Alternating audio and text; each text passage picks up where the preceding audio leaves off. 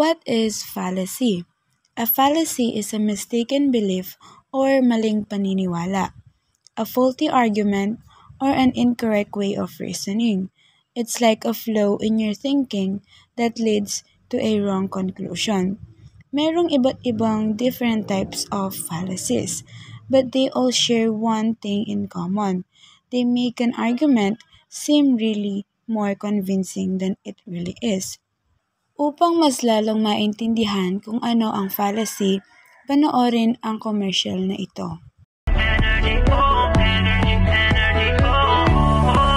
Low energy, bottom line, low focus ka, baka energy gap yan. 4 out of 5 kids have it. Energize! Start your day the champion way. Healthy energy, energy gap, the energy gap. Drink Milo every day, Milo every day. With your 3 balanced meals, beat energy gap. Drink Milo every day, Milo every day. Get winning energy, ready for school and play. Be a champ every day.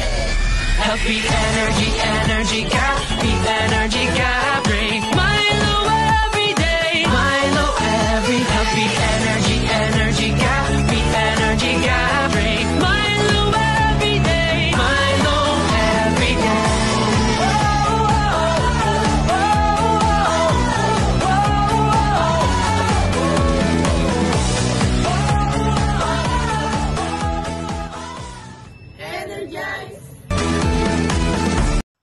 How the commercial Milo apply to fallacy?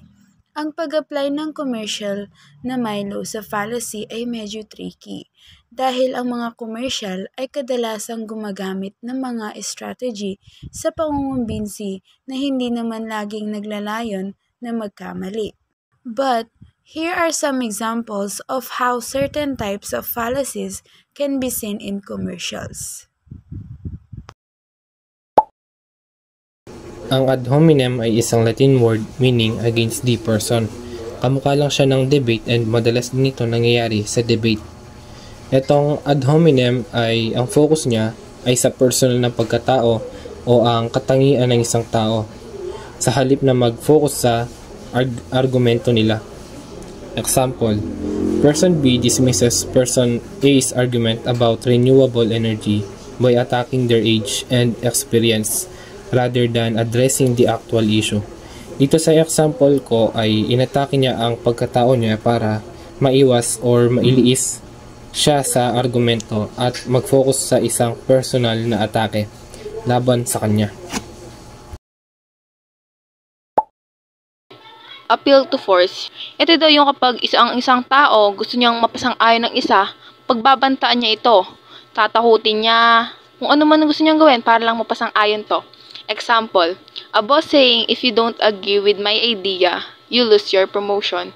Forced agreement without proving the idea is good.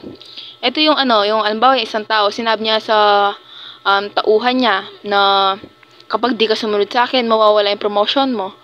Yun, parang ganon. Kaya nga, pagbabantain niya ito hanggang sa mapasang-ayon niya.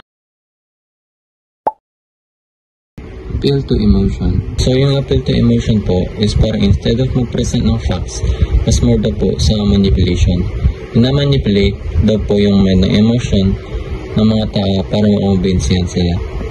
Example po is a charity ad saying, "Don't let these poor people children starve," without explaining how the donation will be used. Relies purely on making people feel sad or guilt to get their support. Appeal to popularity.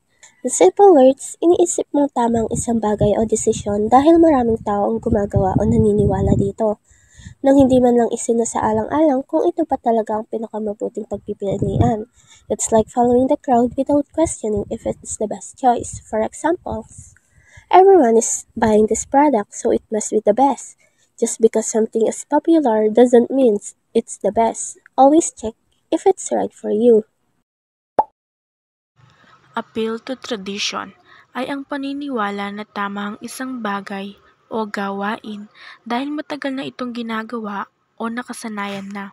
Example, drinking boiling hot water is always healthy because Chinese people have done it for thousands of years.